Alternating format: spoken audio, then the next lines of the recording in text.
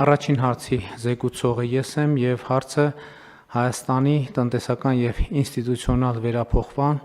դոկտրինը հաստատելու մասին հարցն է եւ ներկայացնելով զեկույցը ես մի քանի ընդհանուր դիտարկումներ կանեմ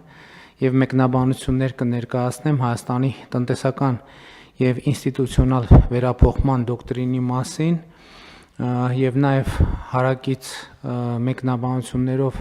հանդես կգամ, որը նաեւ որ չափով կարող է ուղղակիորեն կապված չլինել փաստաթղթի հետ, բայց անուղղակի անպայմանորեն կապված է։ Եվ այսպես Հայաստանի տնտեսական եւ ինստիտուցիոնալ վերափոխման դոկտրինը ներկայանում է որպես զարգացման ուղենիշ, որի նպատակն է վերանայել եւ ամրապնդել երկրի տնտեսական կառուցվածքը ու պետական ինստիտուտները։ Շատ կարեւոր եմ համարում արձանագրել, որ սա ըստ էության ուղենիշ է եւ հայտարարություն է մեր մտադրությունների մասին։ Ընդհանուր առմամբ կարծում եմ այս համատեքստում լավ կլինի, որ մենք կառավարության կողմից ընդունվող ռազմավարությունները եւ ռազմավարական նշանակության փաստաթղթերը ճիշտ տեղում դնենք մեր կառավարման համակարգում։ Ռազմավարությունները առաջին հերթին մտադրությունների բարձրաձայնում են եւ անելիքների պատկերացումների համախմբված դրսևորում, որովհետեւ ելի եմ ասում, չնայած ոչ միայն ռազմավարական փաստաթղթերը, օրինակ տեսեք նույն մենք անդադ ընդունում ենք պարբերաբար բնականաբար որևէ թվականի պետական բյուջեն եւ պետական բյուջեն էլ ինքը մտադրությունների մասին հայտարարություն է։ Շատ մեր իրականության մեջ հաճախ այս նրբությունը չի ընկալվում, որովհետեւ երբ որ տարվա բյուջետային տարին սկսվում է եւ ոմանց թվում է թե եթե մենք բյուջետային տարվա համար պլանավորել ենք, որ ենթադրենք այսքան տրիլիոն ծախս պիտի անենք, ուրեմն կառավարությունում կա մի սենյակ, որտեղ այդքան տրիլիոն ծախսը գումարը դրած է եւ մենք ամեն շաբաթ կամ ամեն օր գնում հաշվում ենք բանով կանխիկ կամ անկանխիկ բաշխում ենք եւ այդպես է գնում։ Ոչ դրա մասին չի։ Հունվարի 1-ի տվյալ թվականի բյուջեի հավաքագրումը սկսվում է տվյալ տարին սկսելու առաջին վայրկյաններից։ Այլ բան, որ քանի որ մենք նախորդող տարվա բյուջե ենք ունենում եւ այդ բյուջեում երբ որ լավ է լինում գործերը լինում են մնացորդներ կամ միշտ չի, որ դա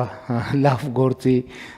արտահայտություն է, որովհետեւ երբեմն մենք դա լավ չենք գնահատում, որովհետեւ այդ նշանակում է ծախսային մասը այդքան էլ լավ չենք արել։ Բայց ամեն դեպքում, այսինքն այդ շարունակականությունը ապահովում է, բայց մեկը տվյալ տարվա բյուջեն սկսում է, երբ որ նոր տարվա այն զանգերը սկսում են խփել, որ շամպայն նվաճակ բարձրացնում են, այդ բյուջեն այդ պայից սկսում է, այդ պայն բյուջեում այդ տարվա հավաքագրումը 0 է։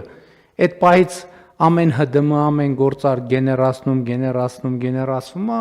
հաշվետու շրջանը, որը մինչև հաջորդ ամսվա 20-ն է, տնտեսվարողները ներկայացնում են հաշվետվությունը եւ բյուջեն հավաքագրվում է, եւ քանի որ դոկտրինի հետ ուղիղ կապ չունի, բայց այնուամենայնիվ արձանագրեմ, որ 2025 թվականի պետական բյուջեի պլանը այն թիվը, որը ընդունվել է ազգային ժողովում 2024 թվականի դեկտեմբերին բյուջեի եկամուտները մենք 100.2%-ով կատարել ենք, այսինքն որոշակիորեն գերակատարել ենք, տարվա ընթացքում մենք մեր ամբիցիաները բարձրացրել ենք, մեր պլանավորումը, այսինքն ճշտել ենք պլանը եւ բյուջեի եկամուտների մեր կանխատեսումը ավելացրել ենք, այդ կանխատեսումից մի քիչ պակաս ենք հավաքել, բայց ի սկզբանե պլանավորածից հավաքել ենք ավել, այսինքն բյուջեն գերակատարվել է այս տրամաբանությամբ։ Հիմա վերադառնալով դոկտրինին եւ վերադառնալով ուղենիշին, ինչի մասին է այս փաստաթուղթը։ Այս փաստաթուղթը նրա մասին է, թե մենք հիմա որտեղ ենք գտնվում եւ դեպի ուր ենք ուզում շարժվել, բայց սա բավարար չի, որովհետեւ A կետից B կետը կարելի է շարժվել մի քանի ճանապարհներով։ Ենթադրենք, էլի որպեսզի նաեւ հանրությանը հասկանալի լինի, ասենք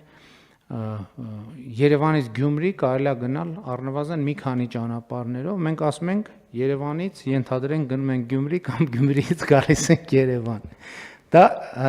երթուղիները կարող են տարբեր լինել եւ հետեւաբար այս տրամաբանությամբ դոկտրինը դրա մասին է, թե մենք ուր ենք գնում եւ ինչ ճանապարհով ենք գնում։ Եվ ըստ այդմ սրանով Հայաստանի Հանրապետությունը նոր տնտեսական պարադիգմա որդեգրում։ Փաստաթղթի մասին այս պարադիգման ներկայացված է բավականին համառոտ։ Ինքը 42 էջանոց փաստաթուղթ է, բայց ես ուզում եմ ասել, որ մենք սա 100 քանի էջից ենք կրճատել, դարձրել 42 էջ, եւ ես կարծում եմ, որ սա նաեւ էլի թեմայի հետ ուղիղ կապ չունի, բայց հարակից շատ կարեւոր մի բան եմ ուզում ասել։ Մենք ընդհանրապես մեր ռազմավարական փաստաթղթերին պետքա բավարար լրջությամբ վերաբերվենք այն առումով, որ իրանք պետքա լինեն մաքսիմալ համառոտ։ Որովհետև պետական պաշտոնյա եւ ընդհանրապես մարդու ժամանակը ամենաթանկարժեք ռեսուրսն է։ Եվ այն փաստաթուղթը, որը կարա լինի 10 էջ,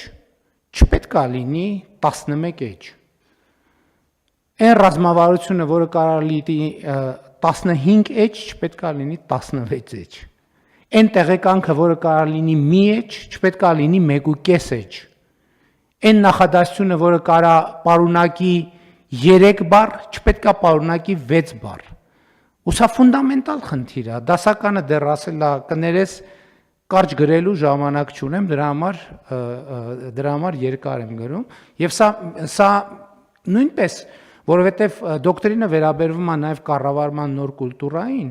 այս շատ կարեւոր բան է։ Եթե առավել եւս պետական պաշտոնյա, պետական մարմինը, մի հատ ուրիշ պետական մարմնի գրում է տեղեկանք, առաջին հերթին այդ տեղեկանքը պետք է, ել չեմ ասում, որ պետք է լինի կոնկրետ, պետք է լինի մաքսիմալ կարճ, որովհետև եթե մենք նախարարին, փոխվարչապետին, վարչապետին, վարչության պետին, գլխավոր մասնագետին թուղթ ենք ուղարկում, որ ինքը պետք է կարդա, մենք պետք է ասենք, եթե այս թուղթը ուղարկում ենք, որի կարդալու վրա ինքը ծախսելու է 10 րոպե, արդյոք այդ 10 րոպեն այդ թղթի վրա կարդալու վրա ծախսելը պետական ռեսուրսի, ամենաթանկ ռեսուրսի ժամանակի օգտագործման ամենալավ ձևն է։ Ես ասում եմ, որ ոչ, եւ եթե մենք հաշվենք, թե ինչքան ժամանակ ենք ծախսում կարդալու այն թղթերը, որը 2 էջի փոխարեն կարող լինել 6 տող, տեղեկանքները, որտեղ ընդհանրապես պետք է լինի 3 թիվ, 3 տող, 3 թիվ, բայց գրվում է 6 էջ, 85 թիվ, 72 ֆայլ, ու ասենք դա նրա մասին է, որ մենք կաթվածահար ենք անում մեր իսկ աշխատանք։ Իհարկե մենք փորձում ենք հիմա այդ ստանդարտն էլ բան անել, բայց միշտ չի, ես չեմ ասում, կարող է լինի տենց տեղեկանք, որը նույնքան արժեքավոր է, ինչքան Լև Տոլստոյի Պատերազմ եւ խաղաղություն վեպը, ես չեմ բացառում այդպիսի հանգամանք, թող լինի, այդպիսի գլուխգործոց տեղեկանքները թող լինեն նույնքան արժեքավոր, բայց ես խնդրում եմ, եկեք էս էլ բան անենք։ Եվ դրա համար ես ինչի համար եմ ասում, 42 էջը ինքը կարար իրականում երևի ավելի կարճ լիներ, բայց դա մի ճանապարհ է, որով մենք պետք է անցնենք, բայց ինքը ընթերցանության նյութ որպես այդպեսին կարող է լինի։